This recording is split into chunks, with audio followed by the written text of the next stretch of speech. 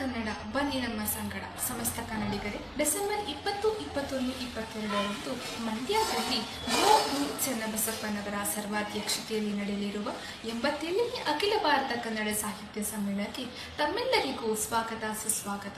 ಕನ್ನಡಕ್ಕೆ ಕೈ ಎತ್ತು ನಿನ್ನ ಕೈ ಕಲ್ಪವೃಕ್ಷವಾಗುತ್ತದೆ. ಕನ್ನಡದ ಸಾಹಿತಿಗಳನ್ನು, ಸಾಹಿತ್ಯವನ್ನು, ಪುಸ್ತಕಗಳನ್ನು ಸಂಭ್ರಮಿಸೋಣ.